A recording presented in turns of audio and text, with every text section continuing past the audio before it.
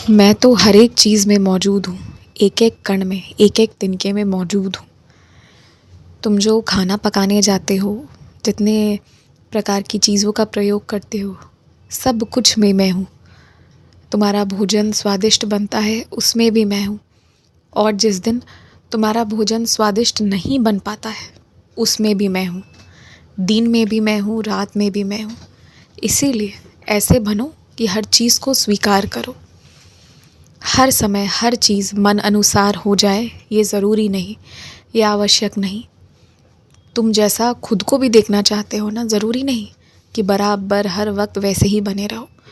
अब उदाहरण के लिए तुम मुझसे हमेशा कहते हो कि मैं तुम्हारा पूरा क्रोध नष्ट कर दूं, तुम्हें क्रोध से पूरी तरह मुक्त कर दूं। ये तुम चाहते हो, पर ज़रूरी नहीं कि ये चीज़ हो ही जाए। पर जो भी स्वभाव है, जैसा भी स्वभाव है, उसे उसी रूप में स्वीकारना सीखो। अपने आप को तुम जैसे हो वैसे ही स्वीकारना सीखो। रही बात क्रोध की या किसी भी चीज़ को हटाने की या रखने की ना, तो जो मुझे तुम्हारे लिए बेहतर लगेगा मैं वही करूँगा। हो सकता है कुछ चीज़ें सामने से तुम्हें खुद के लिए ख़राब लगे, हो सकता है कोई आदत तुम्हें ऐसी लगे कि वो तुम्हारी बहुत ख़राब है, पर संभवतः उसका होना तुम्हारी सुरक्षा के लिए ज़रूरी हो, या उसमें तुम्हारी कोई भलाई छुपी हो, या उस आदत की वजह से तुम किसी का भला कर जाओ, तो वो चीज़ रहेगी तुम्हारे पास। इसलिए अपनी अच्छी और बुरी आदतों के साथ अपने आप को स्वीकारो। जो गलती है, जो तुम्हें लगता है तुम्हें सुधारना चाहिए, उसका प्रयत्न करो, उसके लिए विनती भी करो, उसमें कोई बुराई नहीं है। लेकिन प्रयत्न और विनती के बाद खुद के ऊपर निराशित मत रहो, खुद से प्रेम करो, खुद का सम्मान करो, क्योंकि इतना प्रयत्न करने के बाद और इतनी विनती करने के बाद जो भी उसके बाद परिणाम निकल कर आ रहा है, उसे स्वीकारना ही तुम्हारा कर्म है। और हाँ, तुमने जो ये तरीका अपनाया है ना कि अब कोई भी काम करना होता है तो सीधा मुझसे कहते हो कि साईं मेरा ये काम करा दो। विशेषकर अगर किसी से किसी को कोई बात बुलवानी होती है, या किसी की कोई बात किसी को बोलने से रोकना होता है, जो तुम कह देते हो ना कि साईं संभाल लेना आप, तो ये तरीका तुम्हारा बहुत ही ज़्यादा अच्छा है, बहुत अच्छा है। और हमेशा इस तरीके को अपनाए रखना, कभी इसे भूलना मत।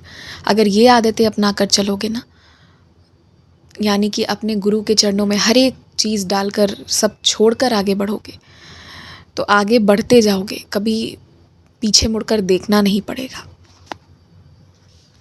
मैंने तुम्हारे आँखों में शिरडी के लिए बहते हुए जो आंसू देखे हैं ना, उस चीज़ ने मुझे भी बहुत हिला कर रख दिया है। मुझे भी ऐसा लग रहा है कि मुझे तुम्हें शिरडी बुलाना चाहिए, और शीघ्र अतिशीघ्र बुला लेना चाहिए। मैं भी अंदर से कभी कभी ऐसा महसूस करता हूँ कि कहीं मैं तुम्हारी चाहत के पीछे बहुत सबूरी तो नहीं रख दे रहा। लेकिन हाँ, मैं एक बात निश्चित कहूँगा, ये जो शिरडी की तड़प है ना, ये अभी और बढ़ने दो, इसे और बढ़ने दो। क्योंकि इसके बाद जब तुम शिरडी आओगे तो तुम ऐसे जगह जाओगे जिन जगहों को तुमने कभी देखा ही नहीं है, जिन जगह स्थानों के बारे में तुम्हें पता ही नहीं है, जहाँ जाकर तुम्हें बहुत खुशी मिलेगी। क्योंकि कभी मैं भी वहाँ पर जाया करता था, और आज भी हूँ मैं, तब मैं सशरीर जाया करता था। तो इसीलिए मैं चाहता हूँ कि ये शिरडी की तड़प अभी और बढ़े। और शिरडी के लिए जो तुम सच्चे आंसू बहाते हो ना, ये पर्याप्त है। ये जो आंसू बह जाते हैं, इसके बाद तुम्हें किसी के आगे और किसी की वजह से कभी आंसू नहीं बहाना पड़ेगा। लेकिन फिर भी मुझे तुम्हारे आंसू अच्छे नहीं लगते हैं। नियमित रूप से दिन भर में मेरी 2 आरती किया करो कम से कम। और मैं एक बात कहूँ, ये जो दिन भर में 4 आरतियाँ होती हैं, ये इस बात का संकेत करती हैं कि इन समय पर तुम्हें मुझे याद करना चाहिए। मतलब तुम्हें दिन भर मुझे याद करना चाहिए, और इसके अंतराल में 2 आरतियों के अंतराल में जितने काम हैं सब निपटा कर अलग कर दो, और फिर जिस वक्त आरती होती है तुम्हें मेरे पास उपस्थित होना चाहिए। ये इसी बात का संकेत है। इस संकेत को बस समझने मात्र भर की देरी है। अगर तुम इसे समझोगे और इस नियमावली के अनुसार चलोगे, तो तुम्हारे जीवन में अनुशासन आ जाएगी।